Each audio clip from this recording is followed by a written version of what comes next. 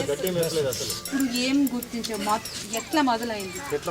నల్ల పడుతుంది మేడం, మొత్తం పొద్దున్న ఒక 6 గంటల వరకు నల్లగా అవుతుంది మొత్తం.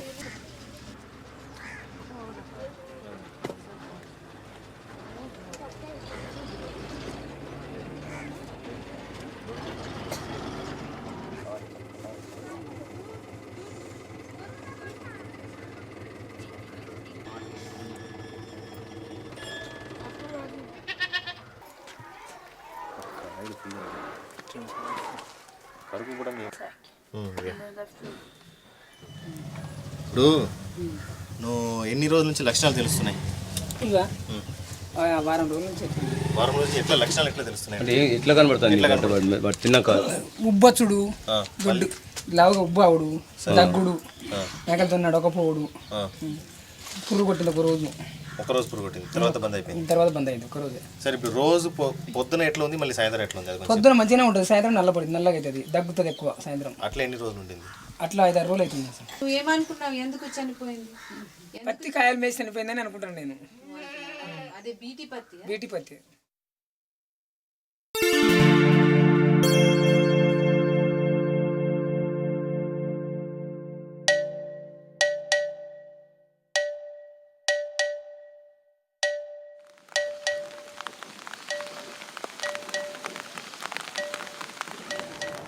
It is hard to imagine Indian villages and highways without cows, buffaloes, goats, sheep, and poultry. It's hard to believe that animals that define the image of rural India are now reducing in numbers and very soon may become as rare as a tiger. Is this decline in livestock connected to the overzealous practices of the Green Revolution, White Revolution, and the collapse of the rural economy? In our search for answers, we travel to places where both agriculture and livestock rearing are practiced in different ways. Here are some conversations with livestock rearers, farmers, and scientists who helped us to understand the interconnection between livestock, agriculture, and food.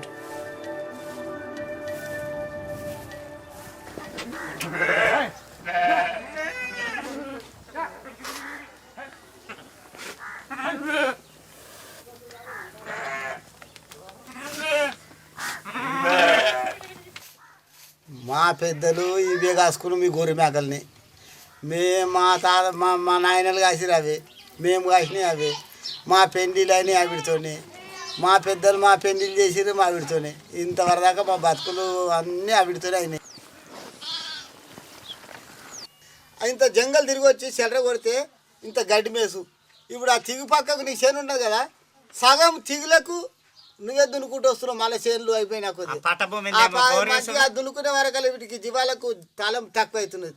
పట్టభూమిలో బోరేసుడు, ఆ bore కింద టీలు దున్నుకొని పారబెట్టుకోగలరు, అట్లా పారబెట్టుకుని వీటికి అట్లా కొంత ఇబ్బంది అయిపోతుంది. మళ్ళీ ఈ మన గ్రామ పెద్దలన్నా మరి మిగిలిస్తలేరు. ఎట్లా మిగిలిస్తలేరు? నీ పట్ట దాంట్లో పంట పెట్టుకో, కానీ ఈ గవటానున్న భూమిని కూడా దున్నుకుంటా నువ్వు పంట పెట్టుకుంటే మరి ఆవులు ఎక్కడ మేస్తాయి, నీళ్ళు ఎక్కడ తాగుతాయి, గొర్రెలు ఎక్కడ వస్తాయి, మేకలు ఎక్కడ వస్తాయి అంటాను. ఎవరి సౌకర్యం వాళ్ళే చూసుకుంటాం, దీన్ని అడిగే వాళ్ళే లేరు. ఎందుకు అమ్మేసారు మరి? ఎందుకంటే సార్ ఇక గిట్టని జాగలు లేక ఇబ్బంది. ఇప్పుడు ఈ ఎండాకాలం వచ్చింది అనుకో, ఇట్లా బట్టి ఏం దొరకలేదు, చాలా ఇబ్బంది అవుతుంది వాటితోటి. వర్షాకాలం పోవాలి, లాంగ్ అడవికి పోవాలంటే యాస్ట్ వస్తుంది, ఇక వాటిని ఓపలేక అయిపోయింది, ఓపలేకనే అమ్మేసినాం. ఉన్నది ఆదాయం ఉంది వాటిలలో, ఓపుకుంటే మంచిగానే ఉంది ఆదాయం, లేదన్నట్టు కాదు, కానీ ఓపలేక అమ్మేసినాం.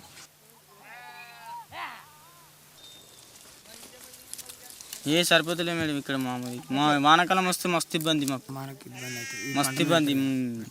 గొర్రెమేక మేపడానికి చాలా ఇబ్బంది అనిపిస్తుంది. అట్లాగే కొంతమంది తీసేసారు కూడా, మస్తు ఉండే మా ఊరి మీద గొడ్లు, కానీ కొంతమంది తీసేసారు, ఇప్పుడు చాలా తక్కువైనాయి.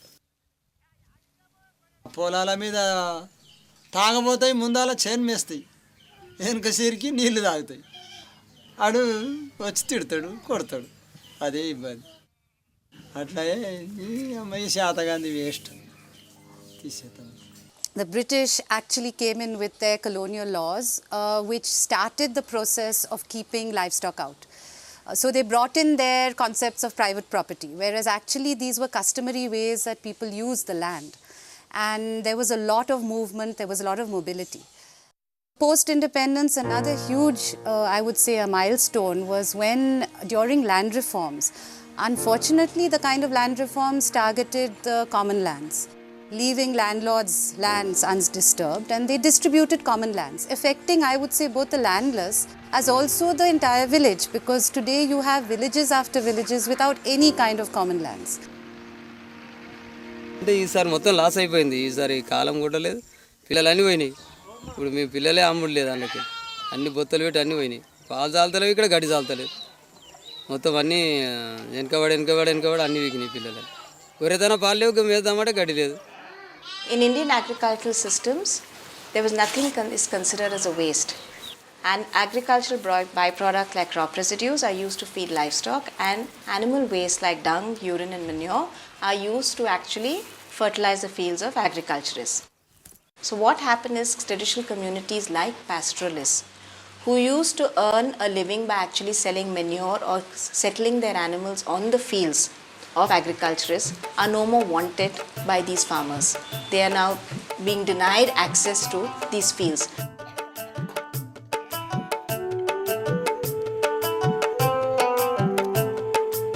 जर 11 वर्ष पाटणला जात होता, मग का बदल केला की तिकडं पाटणवरून मग इकडं सुरू केलं? इकडे ही आपण हमदाबाद बुरून निघाल्यापासून मग इकडे सुरू केलं. इकडे अडचण झाली, म्हणजे थोडक्यात चारा बी कमी झाला म्हणा. चारा कमी झाला म्हणजे इकडे आलो.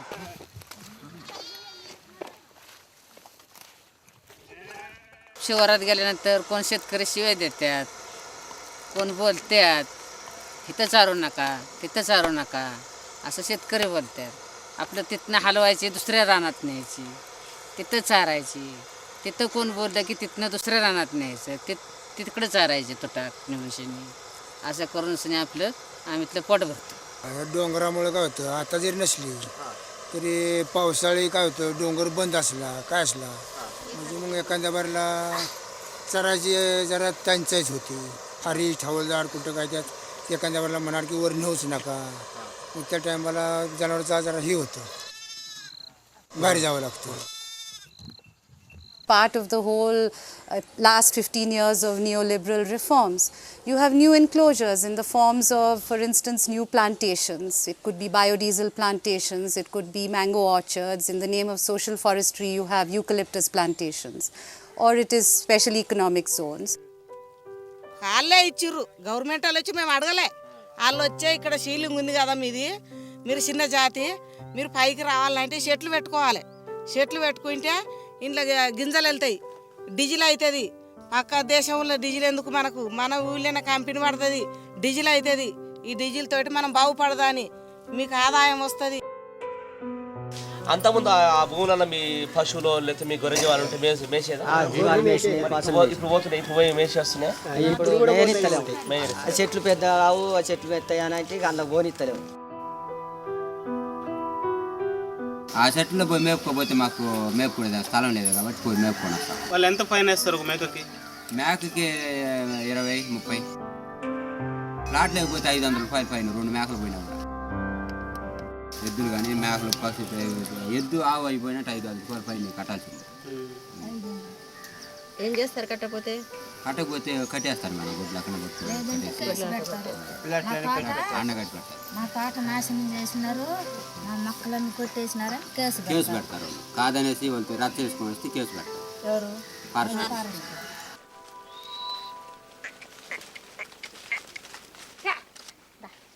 అడివి మాది, నువ్వు ఎక్కడి నుంచే వచ్చినావు, ఈ సంవత్సరం ఉంటావు, ఇంకొక సంవత్సరం ఇంకొకరు మారుతారు. దీంట్లో పుట్టిన పెరిగిన వాళ్ళు మేమే. ఈ జీవాల గురించే మేము బతకాల. మాకేమి ఇక్కడ వర్షాలు గురించి మాకు పైరు బండి మేము తినేది లేదు. ఈ సన్న జీవాల గురించి మేము అది ఎప్పుడో ఒక్కసారి 4 నెలలకు 3 నెలలకు ఒకటి అమ్ముకుంటే మాకు కుటికి దానికి ఖర్చుకు వస్తుంది. మేము ఈ జీవాలు అమ్మేవి అంటున్నారు. మీది ఏమన్నా ఫారెస్ట్ వాళ్ళది ఏమన్నా నష్టమై ఉంటే మేము కట్టేస్తాము. మా జీవాలు కూడా మీరు తోలుకొని పోండి. అడవి మాది, జీవాలు మాది. మేము పుట్టినప్పుడు అడవి పుట్టింది, అడవి పుట్టినప్పుడు సన్న జీవాలు పుట్టింది. మేము ఇవ్వమంటే ఇవ్వము, మేము తోలమంటే తోలమని మేము పట్టుదల పట్టుకున్నాం. So it's land use which has not, and in the recent years, increasingly is going against livestock. And once people have lost access to land to graze their animals, they start selling their animals. White, red, brown, black, spotted. It's a multitude of colors dotting the landscape. It came as a surprise, therefore, that just a few years back, the entire Deccan Plateau had just one breed, the Black Deccani.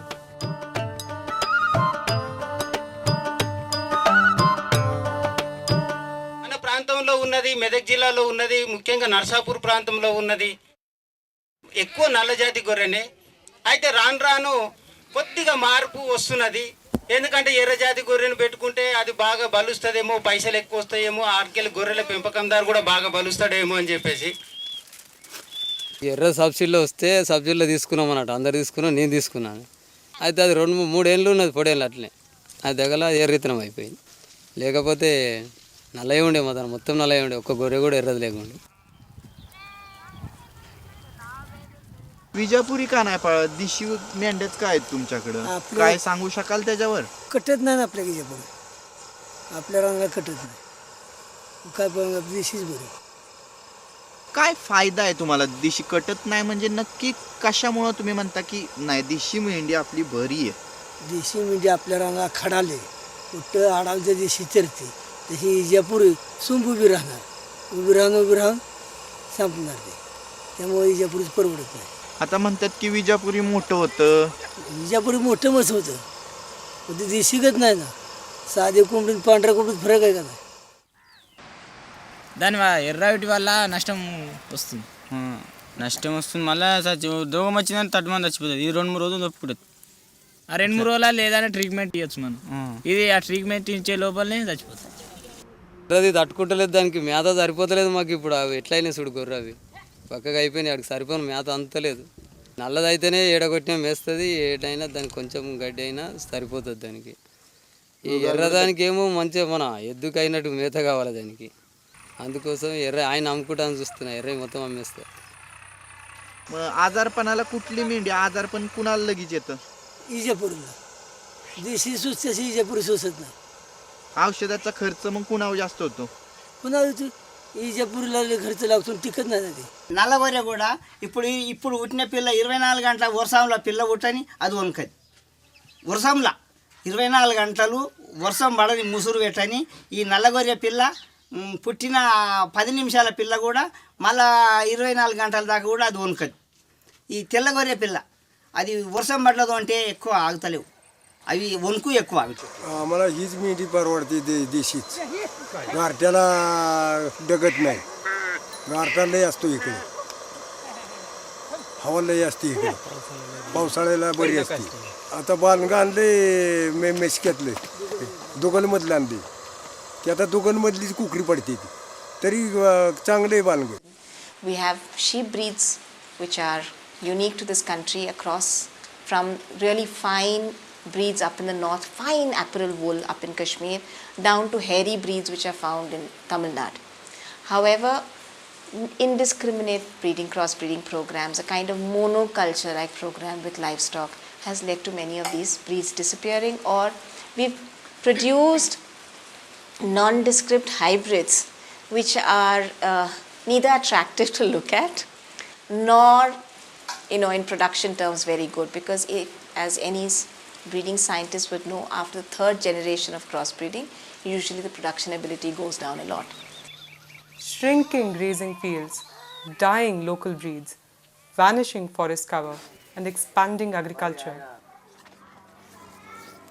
On the one hand, throughout our journey, we came across dozens of shepherds on the verge of selling out their flocks. On the other, it was difficult to trace any first-generation sheep rearer. Does it mean that an occupation invisible to urban India, silently feeding its meat appetite, is on the verge of extinction?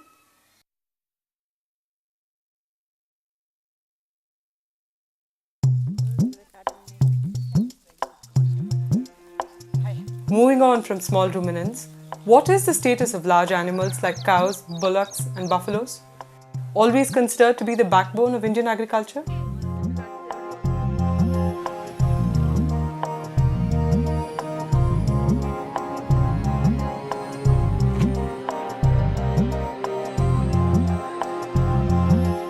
Has the role of these farm animals changed in the current agricultural scenario with the shift in emphasis from food crops to cash crops?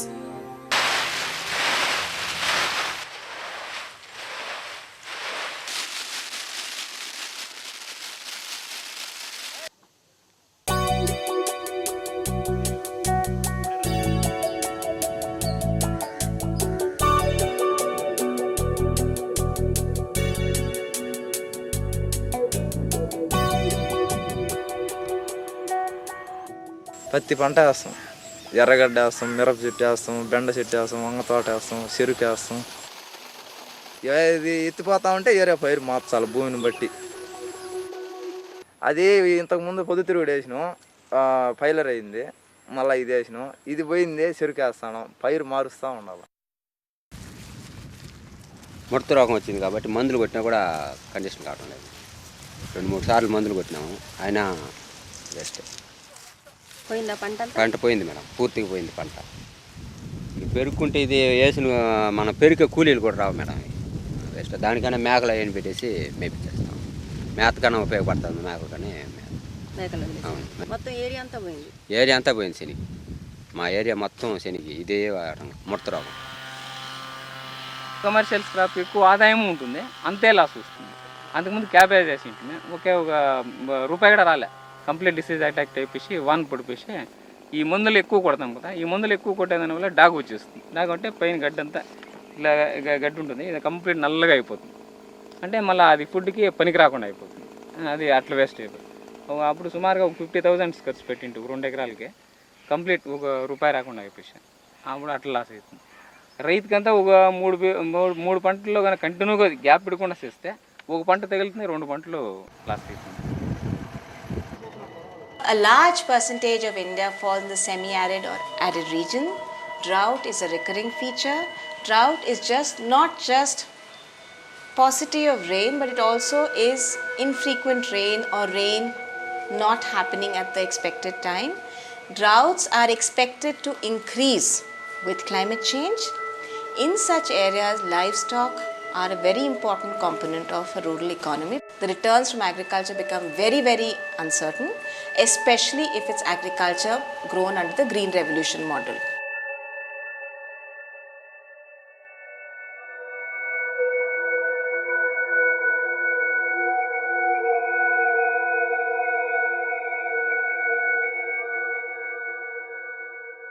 దుంపలు తీసుకొచ్చింది మేము కాదండి, ఏమన్నదంతా కింద నుంచి వచ్చి రైతులు ఏంటంటే దుంపలు వేసి లోకల్ వేస్తే మంచి లాభం వస్తుంది అని చెప్పేసి ఆ రైతులంతే మేము పడ్డ ఆయాలు పట్ల సంవత్సరాల్లో ఒక 1000-2000 మిగిలినట్టు కనిపిస్తుంది. మళ్ళీ 2వ సంవత్సరం చూసుకునేటప్పటికి అది లాసే. రాను 3వ సంవత్సరాన కవర్ అవుద్ది అనుకునేటప్పటికి మళ్ళీ లాసే. అలాగా లాస్ అయ్యి మొత్తం మీద అప్పులు పాలయ్యాయి.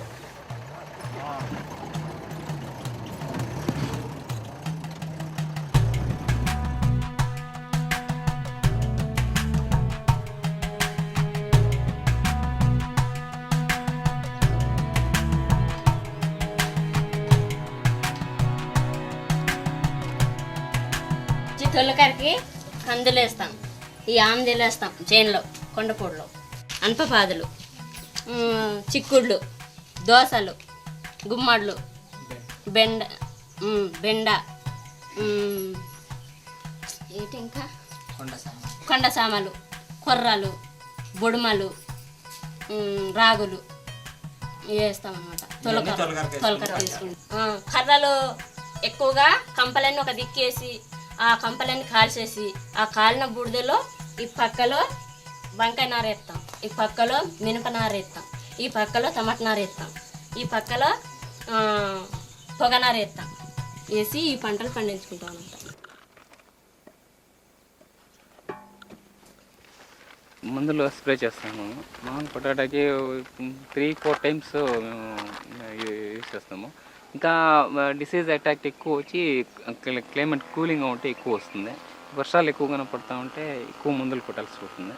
ఇప్పుడు సమ్మర్ కాబట్టి ఇప్పుడు 3-4 టైమ్స్తో క్లోజ్ అయిపోతుంది క్రాప్. అంటే ఇంతకు ముందు అయితే 6-7 టైమ్స్ 3 నెలలకి 6-7 టైమ్స్ స్ప్రే చేయాల్సి పడుతుంది పొటాటోకి. చిన్న ఆగసాట్లు కాదు, మందులు వాళ్ళు ఇచ్చిన మందు తెచ్చి మేము కొడతామా, అది ఎక్కువ అవుతుంది, మళ్ళీ ఇంకొక రకానికి పోతామా, ఆ రకం తెచ్చి కొడితే ఒక రకం తగ్గుద్ది, మళ్ళా ప్రాబ్లం అవుద్ది, మళ్ళీ పోయి మందు తేవాలి. ఆ విధంగా శనికి 9 వాట్లు కొట్టా, పోయింది. లాస్ట్కి వచ్చి అలా ఆకే లేకుండా పడిపోయింది. పౌడరు, మందులు, టానిక్లు ఎన్నో రకాల 3 సార్లు, మళ్ళీ పైన కలుపు తవ్వినప్పుడు మళ్ళీ ఎరువులు, డిఎఫ్ఈ, యూరియా ఇవన్నీ కూడా వేసినాం మేడం. వేసినా వేస్ట్, అదంతా వేస్ట్. అట్లా మట్టిలో ఉండిపోయింది, పని చేయటం లేదు మేడం. ఈ చెట్టుకి పని చేయటం లేదు. దీనికి రోగం వల్ల ఇదే పిలుచుకొని కాయలేదు, మొత్తం పిందులు నిలిచిపోయినాయి. ఇదే పిండి వేసి కొద్దికి జబ్బేనండి. అలాగా పెంట మొదట్లో పోసుకొని ఆ నారు ఊడ్చుకుంటే ఆ పంటకు అంత జబ్బు ఉండదండి.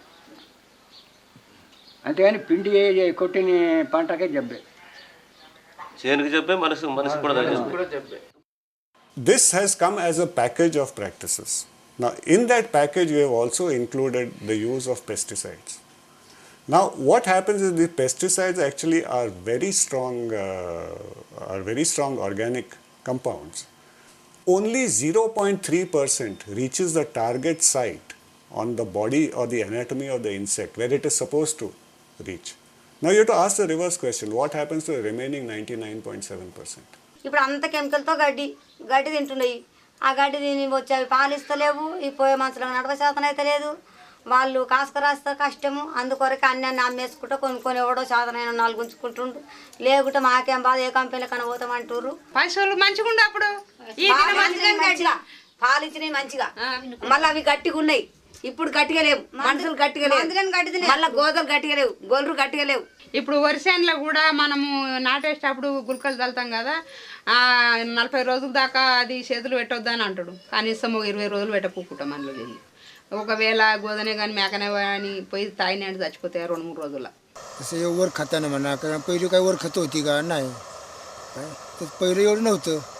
आता ना अनेक रोजच्या पाठीमागा झाले तर कुठे जरबा, कुठे लाळ, कुठं काय अशी जी होती का नाही, काय काय अशी अनेक जी प्रकार झाले ते जत्राभोवती यामुळे झालं इथं.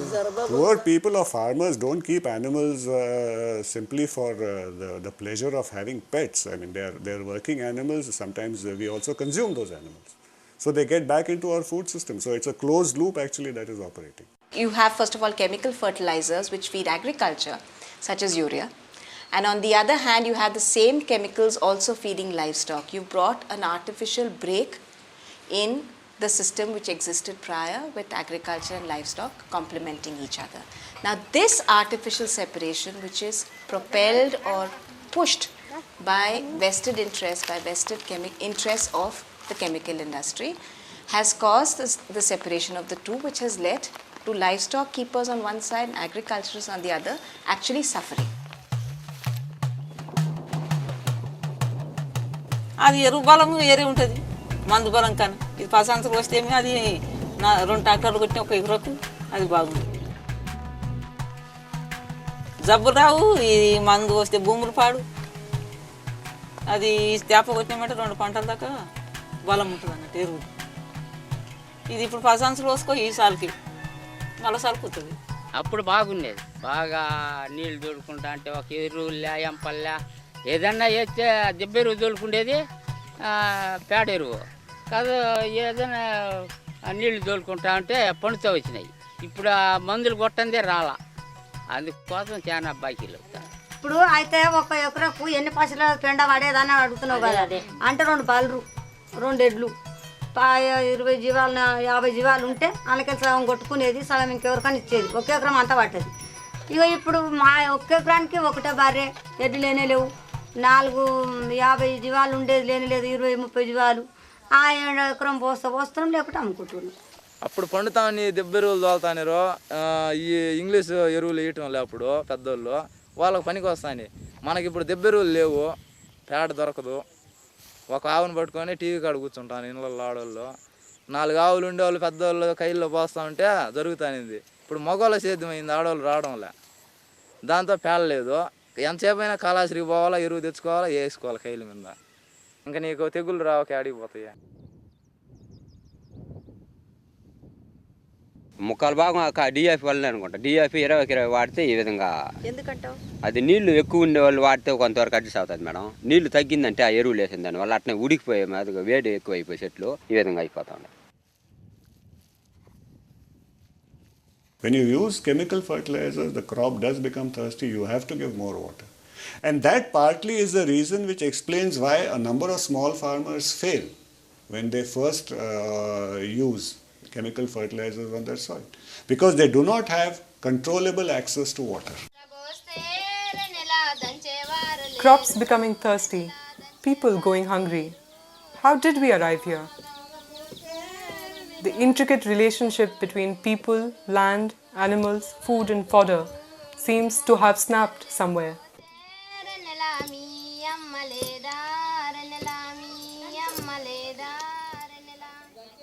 గత 20 సంవత్సరాల క్రితం అయితే ఒక 20-30 రకాల పంటలు పండించేవాళ్ళండి. ఈ 20-30 రకాల పంటలు ఏవైతే పండించేవాళ్ళో రాను రాను బయట నుంచి సౌకర్యాలు వచ్చి పండించటం మూలంగా ఇక్కడ స్థానికంగా ఉన్నటువంటి రైతులందరూ కూడా ఈ తిండి పంటలు వదిలేసి పత్తి, పొగాకు, దుంప పండించడంలో పడిపోయారండి. అక్కడ నష్టం ఏం జరిగిందంటే పత్తి పశువులు తినవు, దుంప తినవు, తర్వాత పొగాకు తినవు. ఇవన్నీ కూడా పశువుల్లో చూసుకున్నప్పుడు మేత కొరత అనేది చాలా ఎక్కువ కనిపించింది. అలాగే కోళ్ళలో చూసుకున్నప్పుడు కోళ్ళకు మేత కూడా కనుమరుగైపోయిందండి. అలాగే మనుషులకు కూడా తిండి కొరత వచ్చేసిందండి.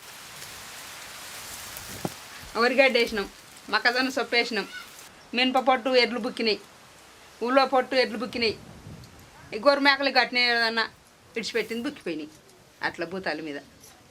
ఇప్పుడు ఎట్లా ఉంది? ఇప్పుడు ఇప్పుడు ఏం తింటలేవు. గడ్డి కంటే ఎక్కువ ఏం లేదు. గడ్డి తినాలే, అవి రావాలి అంతేగాని అప్పుడేమో మినప పట్టు కూడా పోస్తుంటివి, అవి కూడా బుక్కుతుండే. ఇప్పుడు తైదలు పండించుకొని అప్పుడు అంబలు కాసి కూడా పోస్తుంటివి, అంబలు కూడా తాగుతుండే, మేము తాగుతుంటిమి, అవి కూడా తాగుతుండే. అప్పుడు కూరాడు ఉండమ్మా, ముందుగా పిసికి వంచినగా పసిగడిగేమో బెల్లరకు వస్తుంటిమి, మళ్ళా వంచేదేమో కూరట్లో వస్తుంటిమి, గంజి కూడా ఆ కూరట్లు ఇంత వస్తుంటిమి, మిలిగింది మేము తాగుదాము.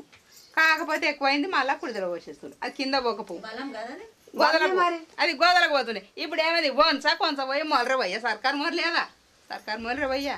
ఇప్పుడు ఒక 30 ఏళ్ళ క్రితం అప్పుడు మీకు ఎక్కువ పశువులు ఉండిందా? ఇప్పుడు ఎక్కువ పశువులు? అప్పుడు ఎక్కువ ఉండే. అప్పుడు ఎక్కువ ఉండే తల్లి. అప్పుడు ఒక్కొక్క దగ్గర ఎన్ని పశువులు ఉండేది? 100, 200 ఉండు, 100 ఉండు, అంత పశువులు.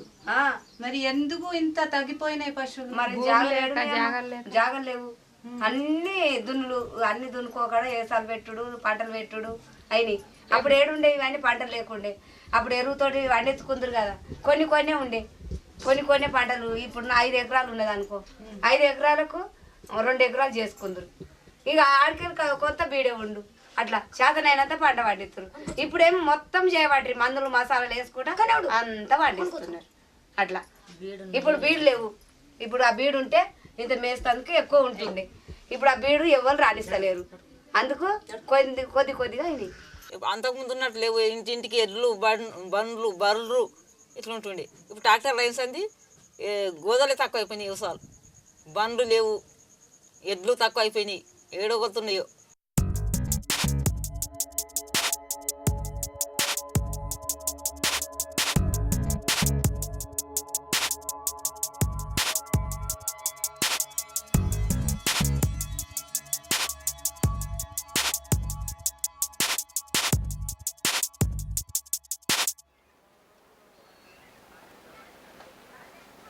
పది గాళ్ళు దూడలుండి వారానికి మినవలేదు కంటే ఈ పొలంలో ఈ మంద తిప్పుకోండి. మంద అంటే మంద కడుతుంటారు, 3 రోజులు కట్టడం, ఆ దొడ్డి మార్చేసి దాన్ని పక్కన పెట్టుకోవడం అండి. అలాగా గరువంతా తిప్పుకునే వాళ్ళండి, ఎంట పోయి అక్కర్లేదండి. పశువులు గెత్తన మీద అప్పుడు పండించుకునే వాళ్ళ పంటలు బాగుండి.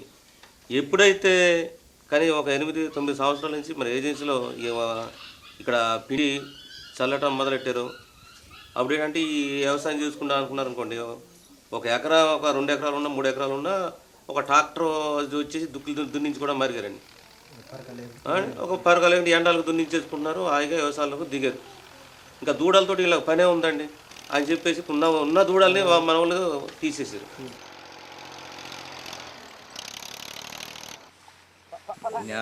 మొన్న సంవత్సరం కూడా ఉన్నాయి నాకు ఎద్దులు. ఇప్పుడు చేయలేక అమ్మేసిన. మనుషులతో ఇప్పుడు ఎవరు చేస్తాను.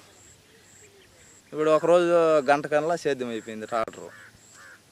ఎన్ని రోజులు దున్నితే ఎద్దులతో? ఇంతమంది ఉన్నాం కదా, వీళ్ళ దగ్గర ఒక్కరి దగ్గర ఇద్దరి దగ్గర ఉంటాయి ఎడ్లు, అందరి దగ్గర లేవు. ఇప్పుడు నీ దగ్గరికి ఎప్పుడైనా అవసరం అంటే రావాలి అంతే. కానీ ఇక రొప్పుడు ఇప్పుడు నాటేస్తాంగా, అప్పుడు రొప్పేటప్పుడే ఒక రోజు ఇతనం వేస్తే ఒక రోజు అవసరం రొప్పేందుకే. మొక్కజొన్నలు అంతే దంతలు పడతానికి ఒక రోజు పంట పెట్టి 6 నెలలకు ఎవరు మేపాలి, ఏడ మేపకు రావాలి, ఏడ గడ్డేయాలి, ఏడ రావాలి అని అమ్ముకున్నా. ఆయన ఇతనం పెట్టినాను ఇంటికాడు ఉండా మంచిగా తినొచ్చు, పండొచ్చు, అప్పటికో ఇల్లు చూసుకోవచ్చు. అప్పుడేమో మనము ఇవన్నీ డబ్బులు అప్పుడు మనమే కష్టపడుతుంటాం కదా, దున్నుతుంటే జంబు అవన్నీ చేస్తుంటాం కదా, అప్పుడు పైసలు మిగిలిపోతుండే. ఇప్పుడు అదే డబ్బులు ట్రాక్టర్ అయినా ఉత్తవుతున్నారు కదా, ఆయనకు డబ్బులు ఇవ్వాలి కంపల్సరీ. మరి అప్పుడు పైసలు మిగిలినాయి కానీ ఇప్పుడు మిగులుతలేదు అన్నట్టు. మరి అప్పుడు ఏదానికి బండి మన ఇంట్లోది బండి ఉండగా బండి మీద మసాలా సంచలు వేసుకొని చేనుకోతాము. ఇప్పుడు ట్రాక్టర్లు అందరితో ట్రాక్టర్లు లేవు కదా, ట్రాక్టర్లు ఉన్న ఈ ట్రాక్టర్లు వేసుకొని పోతే వాళ్ళు ఉత్తగకుండా పోతారా డబ్బులు ఇచ్చిందాక? మరి ఏదానికి 4 సంవత్సరాలకు డబ్బులు పెట్టే ట్రాక్టర్ని చేసుకోవాలి, 10 సంవత్సరాలకు డబ్బులు ఇచ్చే ట్రాక్టర్ని చేసుకోవాలి. అప్పుడు మన ఇంటికి బండి ఎడ్లు ఉన్నాయంటే వేసుకుపోదాము, వేసుకొస్తుంటే అది పైసలు డబ్బులు తగ్గిపోయి. ఇంకొక 10-15 ఏళ్ళు పోతే దున్నటం వచ్చిన వాళ్ళు ఎవరు ఉంటారంట? అసలే ఉండరు మేడం, ఇప్పటికే లేరు. ఇంకా 15 సంవత్సరాలు అంటే అప్పటికల్లా అసలే ఉండరు. ఇక మొత్తం మిషనర్, ఇక ట్రాక్టర్లు అవి వీటితోటే కానీ ఉండరు. ఇక ఎవరొక్కరు ఉంటారు. మిషన్ వచ్చిండ అది ఇప్పుడు, అది దానికోసం నిదానిచ్చిండ మిషన్లో కొట్టేయాలని. కొట్టని మనుషులు జాచి మనుషులు అయితే 50 రూపాయలు, ఇంకో కడుక్కి దాకా ఉంటారో వాళ్ళకి 50 రూపాయలు ఇవ్వాలి. అది జాచి ఖర్చుని మిషన్ ఉండదనే మిషన్ వస్తుంది అప్పుడు కొట్టియాలని పెట్టింది.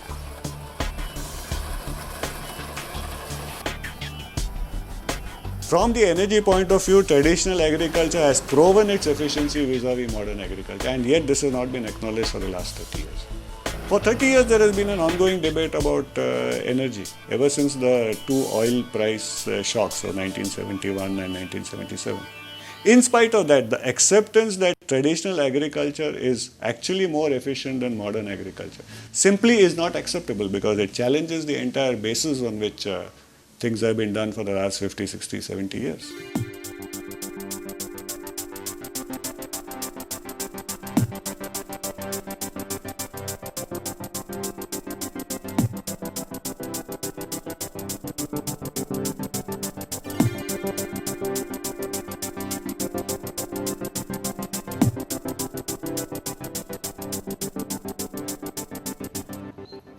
But the West argues methane emissions from livestock in India are contributing to climate change and global warming.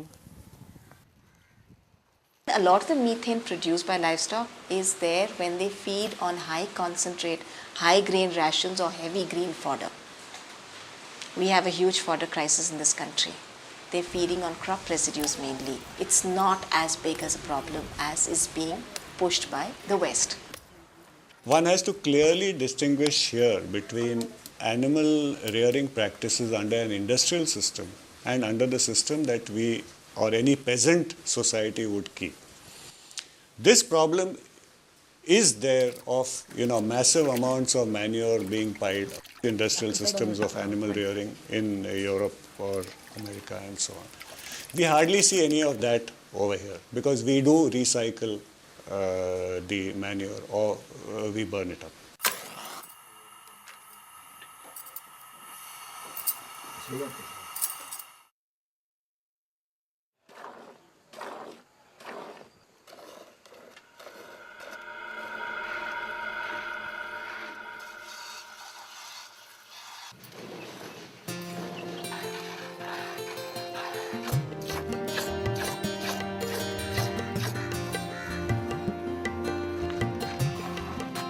If the Green Revolution has meant less and less green pastures for cattle, did the White Revolution offer any solace? Enter Chittoor again, where dairying is said to have transformed the rural economy.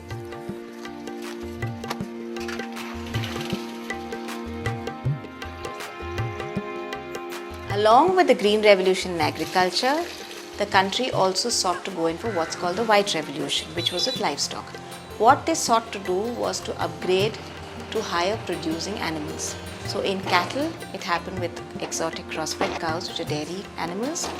In goats also, they sought to bring in Swiss breeds like the Saanen. In poultry, they sought to bring in varieties like the white leghorn and the Rhode Island red. All these have been towards high productivity, which was the hallmark of green revolution based technology. నాటావులు వచ్చి మడక్కి దున్ని అన్నిటికీ అవుతాయి, ఇవి వచ్చి పాలు పిండుకునేకి అవుతాయి. అదే మడక పనికిరాదు, ఇది పాలు పిండుకునే అనుకూలం అవుతుంది. ఎండకు తట్టుకొని నాటే తట్టుకుంటుంది. ఇట్లా క్రాస్లో తట్టుకుంటుంది. క్రాస్ అవి ఇది క్రాస్ అవుతుంది, పాలు పిండుతుంది, క్రాస్ అవుతుంది. తిరిగి అది అక్కడ ఉండే చీమ వచ్చి అది వచ్చి పాల కొరకే అవుతుంది, అది మడక దున్నేకి అవకాశం ఉంటుంది.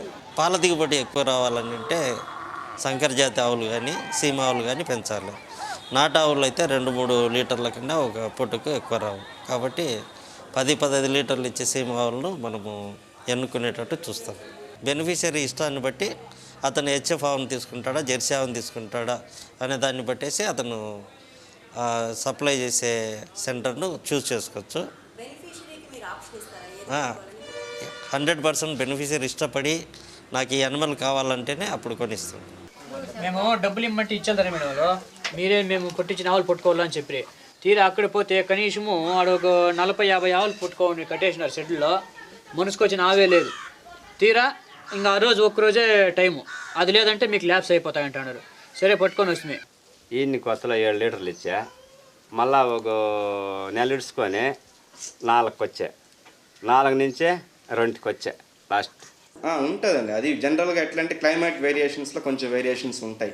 అక్కడ కూల్ క్లైమేట్లో ఉండి ఇక్కడ వీళ్ళు హాట్ క్లైమేట్కి తెస్తే అప్పుడు వేరియేషన్స్ వస్తాయి. లేదా అక్కడ హాట్ క్లైమేట్లో ఉండి ఇక్కడ కూల్ క్లైమేట్లో వచ్చినా వేరియేషన్స్ ఉంటాయి. అది జనరల్గా ఎంతో కొంత వేరియేషన్స్ ఉంటాయండి. But even after that variations కూడా అది ప్రొడక్షన్ మామూలుగానే మెయింటైన్ అవుతాయి. ఆవులు తీసుకొని వచ్చినాక ఆవులో ఏం మేము ఉపయోగం పొందలేదు. ఇంటికి వచ్చి నీ ఘాట్లో కెట్టేసిన బిట్టినాక ఇప్పటికి కాయలు తప్పలేదు. ఆవుకి దగ్గరికి 10,000 రూపాయల దాకా దానికి ఖర్చు పెట్టింటాము, గ్లూకోజులు, ఇంజక్షన్లు, మాత్రలు. ఇప్పుడు మళ్ళీ ఆవు ఈనింది, ఈయన కూడా దూడిని మేము సాక్కోలేకపోతా ఉన్నాము. దూడికి కూడా పాలు సగ్గా ఇయ్యలేదు. కానీ బ్యాంకుకి పోయి కూడా మేము డబ్బులు కట్టలేదు, దానికి పోషించేదే సరిపోతా ఉంది. మేము ఎట్లా డబ్బులు కట్టేది అని చెప్పనేసి బ్యాంక్ దాకే పోకుండా సైలెంట్గా ఉండి కూర్చున్నాము. ఇండివిజువల్ కెపాసిటీని బట్టి ఉంటుంది మెయింటైన్ చేసేది. వాళ్ళు పక్కా క్యాల్కులేట్ చేసి రోజుకి ఎంత పెట్టాలా, ఎంత పెట్టుకోవాలా అవి క్యాల్కులేట్ చేసి పెట్టుకోగలిగితే జనరల్గా ప్రాఫిట్ ఉంటాయండి. మేము నెలకు ఒక పీటు ముడి దించుకుంటాము, 700-800 గ్యానిక్ పిండి బూష్ ఒకటి తెచ్చుకుంటాము. అంత మటుకు ఖర్చు వస్తుంది మాకు. పాలు కనీసం అంటే నెలకే ఒక 2,000 రూపాయలు వస్తుంది పాలలో. ఆ పాలలో వచ్చే దుడ్డు దానికే సరిపోతుంది సాలేడు. అప్పుడు కూడా కనీసం 3,000 అయిపోతుంది కొసువుకి మాత్రం. కొసువుకే 3,000 అయిపోతే ఈ పొస్తుండేది మేము ఒక 25 సెంట్లు లేకుంటే 50 సెంట్లు మనము గడ్డి వేసుకోమంటే మాత్రం వేసుకోలేరు. ఎందుకంటే వాళ్ళు ల్యాండ్లెస్ ఉంటారు. మనం ఇచ్చే ప్రోగ్రాంలంతా ఎస్సీ ఎస్టీకి ఇస్తాము. ఎస్సీ ఎస్టీస్ అందరూ ల్యాండ్ హోల్డర్స్ ఉండరు అనమాట. కాబట్టి ఈ స్కీములన్నీ వైబిలిటీ లేకుండా పోతున్నాయంటే దాంతో. ఈ సీమ ఆవులతో ఇప్పుడు ఇచ్చిండేది లోన్ ఇచ్చిండే ప్రకారంతో చచ్చిపోతా ఉన్నాం మేడం. సీమ ఆవులు తెచ్చి మేమేం చేతుమా, అందుకే నాటి ఆవులు ఏమన్నా అనుకూలమైతే వాటిని పోషించుకుంటాము. రైతులు కూడా పూర్తిగా ఖచ్చితంగా మాకు నాటు ఆవులే కావాలా, నాటువే మేము పెంచుకుంటాము అనే ఉద్దేశంతో మాత్రం లేరు. ఎందుకంటే వాళ్ళు ఎప్పుడైనా కానీ పాలు ఎక్కువ రావాలా, మాకు దిగుబడి ఎక్కువ ఉండాలా, డబ్బులు ఎక్కువ రావాలనే ఆ ధోరణిలోనే ఆలోచిస్తారు. కాబట్టి ఖచ్చితంగా వాళ్ళు సీమ ఆవుల మీదనే కాన్సన్ట్రేట్ చేస్తున్నారు. నాటే ఆవులు లోన్ నీకు ఇస్తే నువ్వు లోన్ కడతామని అంటారు కదా మేడం. డాక్టర్ నీకు నాటే ఆవులు చూపిస్తాం అనుకోయా, నువ్వు సేద్యం చేసుకొని నువ్వు ఉంటే అది పాల పిండి కదా, నువ్వు ఎట్లా లోన్ కడతావు అంటాడు. ఇప్పుడు బ్యాంకులో నుంచి లోన్ వస్తుంది. బ్యాంక్ లోన్ తీసుకున్నారంటే వాళ్ళు రికవరీ సైడ్ ఆలోచిస్తారు. మనము నాటావులు ఒకటి పట్టించినాం అనుకోండి, 2 లీటర్లో 3 లీటర్లో ఇస్తుంది. 2 లీటర్లలో వాళ్ళు ఎన్ని అమ్మేస్తారు, ఎన్ని తాగుతారు, వాళ్ళు బ్యాంక్ రికవరీకి డబ్బులు ఎట్లా కడతారు? 6 నెలలకు ఒక తర్వాత అంటే ఏదో ఒక పంట వస్తుంది కాబట్టి ఆ పంట మీద కట్టొచ్చు. 6 నెలలకు ఒకసారి అయితే నాటు ఆవులు పట్టుకోవచ్చు. ప్రతి నెల కట్టాలంటే నాటు ఆవులు సాధ్యం కాదు. These animals need much more maintenance. They need a lot more fodder, and actually they thrive better on grain rather than crop residues. Now, grain in a country like ours, which has acute food shortages, is almost criminal. People in the country are starving. We cannot afford to feed grain to our livestock. నాటే ఉంటే పేడ ఉండదు, దాన్ని మళ్ళీ మనం మడక దున్నుకుని చేతులు చేసుకునే అనుకూలమవుతుంది. ప్రతి ఒక్క దానికి అనుకూలమవుతుంది. పేడకు ఒక దానికే గురించి కాదు, ప్రతి ఒక్క పాలకి అవుతుంది. దాన్ని ఇంకా దూడ ఇంత దాన్ని ఆ దూడను ఉత్పత్తి చేసుకుంటాము. దాన్ని లేదో కురుదూడు పుట్టేదాన్ని అమ్ముకుంటాము. తిరిగి ఊటి కొట్టి పెంపైతా ఉంటాయి. దాన్ని ఇంకా అనుకూలం ఆదాయమే మేడం. పశువులను ఇంకా నష్టమేం లేదు, మనకు ఆదాయం పశువులు. Import of highly subsidized butterfat from the EU, from the US, from Australia, they give subsidies of up to 65%. These have depressed and pushed down our butterfat pricing levels in India. But your question may be, how does this concern the farmer? Now, across India, pricing of milk is based on fat. So when the butterfat prices are pushed down, naturally the milk prices automatically are pushed down. And so today you see that there are rising costs of feed versus a virtually stagnant or declining cost of milk. So like I'll give you an example in Andhra Pradesh. The cost of production of say a litre of milk would be rupees 15 for a litre of milk, but what the farmer is getting paid is nothing more than say 11 rupees a litre. So liberalization and the argument that, you know, having more private dairies gives the farmer the choice is actually not the issue, because the private dairy keeps the profit. It passes on the losses to the farmer.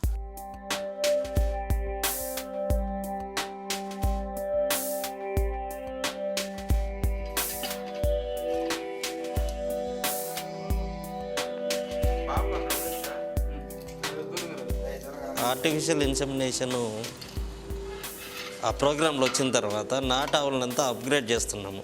ఇలా upgrade చేసి CB నుంచి కొద్దిగా ఎక్కువ high yielding పాల దిగుబడి కోసమని మనము వాటిని అప్గ్రేడ్ చేస్తున్నాము. కాబట్టి నాటు అనేది చాలా మటుకు అంతరించిపోతున్నాయి. జనరల్గా ఇప్పుడు మాకు hospital jurisdiction 3 kilometers radius animals ఇక్కడికే వస్తుంది, ఇక్కడే చేస్తాము.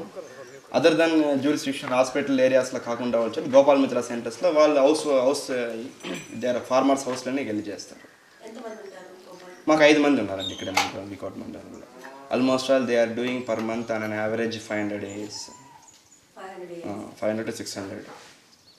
మళ్ళీ సెంటర్స్లో మేము అంతా కలిపి దాదాపు ఆల్మోస్ట్ 1000 per month యావరేజ్ జరుగుతున్నాయి artificial insemination in this mandal. నాటావులో అయితే 100% రెసిస్టెన్స్, డిసీజ్ రెసిస్టెన్స్ బాగుంటుంది. ఎప్పుడైతే మనము దాంట్లోకి ఫారెన్ బ్లడ్ ఇంక్లూడ్ చేస్తామో ఆ పుట్టే F1 జనరేషన్లో ఖచ్చితంగా డిసీజ్ రెసిస్టెన్స్ తగ్గిపోతుంది.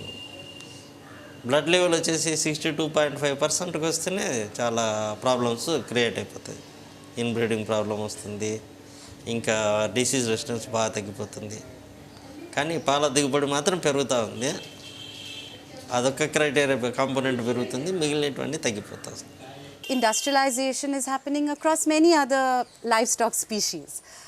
For instance, if we look at the poultry sector, you have again this complete explosion of a number of private big poultry industries who are entering into this form of contract farming with small rural farmers, telling them that they're going to earn a lot of money. But it comes with it's a whole package deal, because industrialized farming comes with all kinds of very unethical, highly questionable kinds of practices, much more intensive, exposure to highly energy intensive as well, and precisely the areas from which you find new diseases emerging. And this is now increasingly the kind of model which is being pushed not only in dairying, in poultry, but maybe tomorrow you'll find it in the small ruminant sector as well. ఈ మొక్కజొన్న ఇంత మొక్కజొన్న ఏం చేసుకుంటాం? Company వాళ్ళకి ఇస్తాం. అంటే వేరే వాళ్ళు అమ్మే బేరగాలు వస్తారు, బేరగాలకి వాళ్ళకి ఇస్తే తర్వాత కంపెనీ వాళ్ళకి వాళ్ళు ఇస్తారు మేడం. వాళ్ళు ఇచ్చిన తర్వాత కోళ్ళకి ఇచ్చేస్తారు, బాయిలర్ కోళ్ళు వాళ్ళు, తెల్ల కోళ్ళకి వాళ్ళకి ఇచ్చేస్తారు.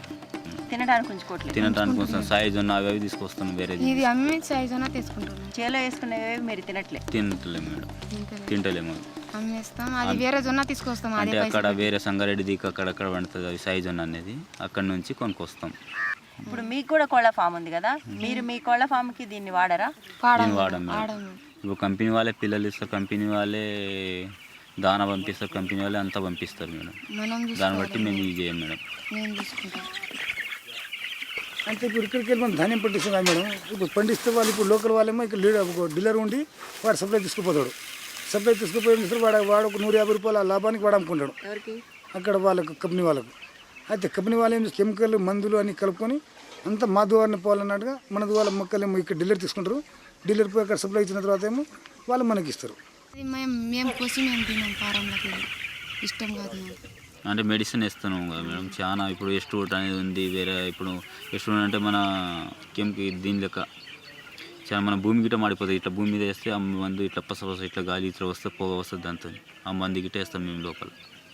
చేయికేస్తే చేయి మొత్తం కాలిపోతుంది. అలాంటి మెడిసిన్ వేసిన తర్వాత మేము అసలు తినబుద్ధి కాదు కోళ్ళని. మరి తినేవాళ్ళకి అది డేంజర్ కదా? డేంజరే వాస్తవానికంటే అవి గిట్ట కాలు మొక్కలు అన్నీ గుంజుతాయి. 40 రోజులు హబ్రేట్ అయ్యాయి మొత్తం. చాలా మందులతో వాస్తవం మంచిగా ఇది చేస్తారు. అది ఊళ్ళో లోకల్ కోళ్ళు ఉండే కానీ అవి ఇవి ఉన్నప్పుడు అవి ఉండవద్దు అంటున్నారు కాబట్టి అవి పెంచలేము. ఇప్పుడు మానేసినాం. ఇదే కోళ్ళకు పెంచుతున్నాం అన్నట్టుగా. ఇప్పుడు అవి బంద్ చేసినాం. అవి మొత్తానికి బంద్ చేసాం. ఏం తింటున్నారు ఇప్పుడు మీరు తినాలంటే ఏం తింటారు? మేము తినాలంటే బయట కొనాలి, లేకుంటే ఇంట్లోకి తీసుకోవాలి. ఏది ఇది తినడానికి ఇష్టపడుతున్నారా మీరు బయట కొనుక్కుంటారు? బయట కొంటాం మేడం. ఏది కొంటారు మీరు? ఇది నాటుకోళ్ళు. నాటుకోడి. మీరు తినాలంటే ఏం తింటారు? నాటుకోళ్ళే. The real issue is that today our indigenous birds are on the verge of disappearing. All 18 so-called recognized indigenous breeds of poultry are actually on the decline and are going to be in the threatened or going to be scarce in a couple of years to come. It's happening because there is no real concern from the government to invest in programs and plans which is going to facilitate or be able to support farmers to rear these indigenous breeds. Today, farmers are afraid of eating the maize they grow or the chickens they raise.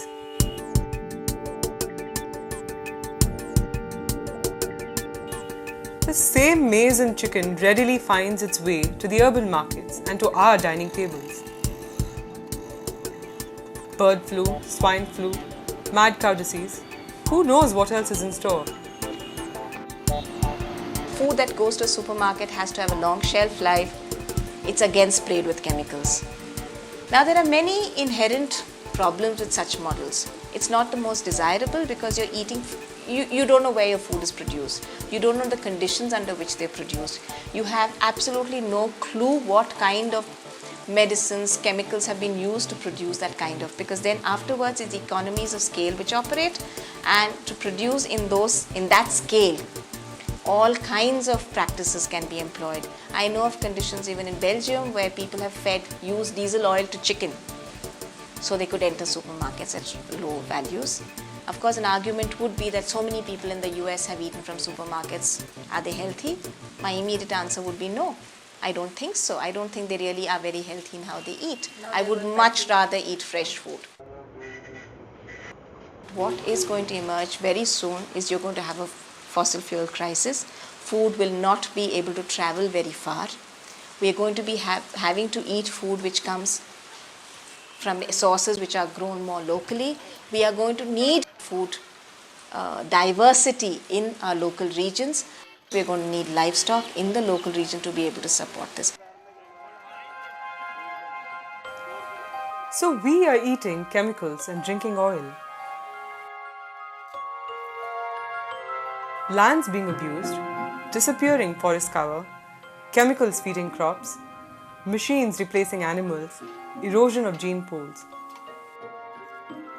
Somewhere along the way, we seem to have lost control on how we live our lives and earn our livelihoods. By opening ourselves up to invasions and manipulations of all kinds, are we bearing mute witness to the loss of basic sovereignty over our land, our food, and our animals?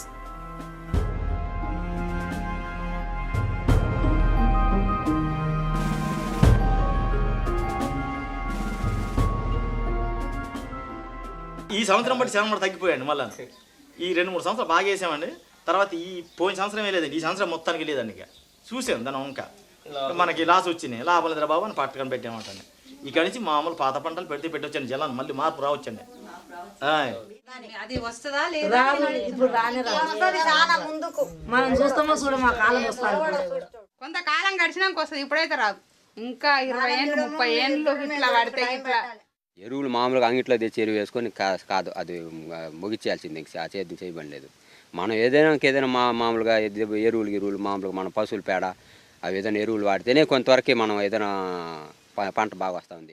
English మందులు మారాలి, English మందులు తెచ్చేటోడు సావాలి, ఆ English మందులు అక్కడ పోవాలి, అప్పుడు మళ్ళీ భూమి మీద ఎరువు పోసి పండియాలి. కానీ ఆ కాలం ఇప్పుడు రాదు. ఇంగ్లీష్ మందులు తక్కువయ్యేదాకా మాత్రం కాదు, రాదు పంటతో పంట.